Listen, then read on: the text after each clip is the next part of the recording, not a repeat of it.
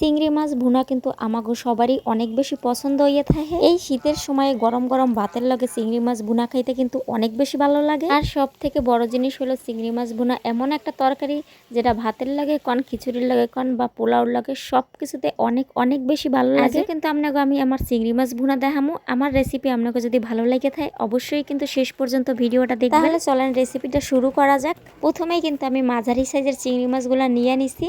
এই জায়গায় কিন্তু আমি মাঝখানের যে একটা খোসা থাকে এই চিংড়ি মাছের, এটা কিন্তু আমি ফালাই না, কারণ এটা ভাজলে কিন্তু অনেক বেশি সুন্দর দেখায়।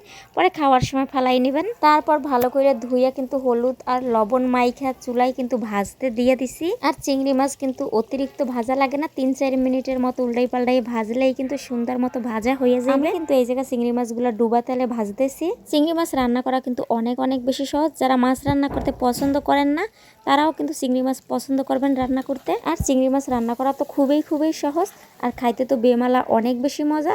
যারা চিংড়ি মাছ পছন্দ করেন না হেরা কিন্তু অবশ্যই আমার কমেন্টে কমেন্ট করে যাইবেন। আমার চিংড়ি মাছের এক পাশ কিন্তু হয়ে গেছে, আর এক পাশে উল্টাইয়ে দিছি।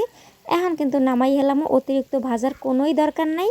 চিংড়ি ভাজা যেহেতু হয়ে গেছে, এখন কিন্তু একটা প্লেটের মধ্যে চিংড়ি মাছ এক এক করে তুইলা নিমু সবগুলা। আর আজকে কিন্তু আমি ঝটপট করে দেখামু চিংড়ি মাছ রাইন্দা। কোনো রকমের বাটাবাটি ছাড়াই কিন্তু সুন্দর মতো চিংড়ি মাছ ভুনা করে নিতে পারবেন খুবই সহজে, আর অনেক কম সময়ের মধ্যেই। কুচানো মশলা আর গুঁড়া মশলা দিয়েই কিন্তু আজকেও এত সুন্দর চিংড়ি মাছ ভুনা করে নিতে পারবেন। চিংড়ি মাছ ভাজা হয়ে যাওয়ার পরে ওই তেলেই কিন্তু আমি এখন মশলাগুলো কষাই নেবো। আমি এই জায়গায় কুচানো পেঁয়াজ আর কুচানো রসুন প্রথমে দিয়ে দিলাম। একটু হালকা ভাজা ভাজা করে নেওয়ার পরে কিন্তু এক এক করে গুঁড়ো মশলাগুলো দিয়ে নেব।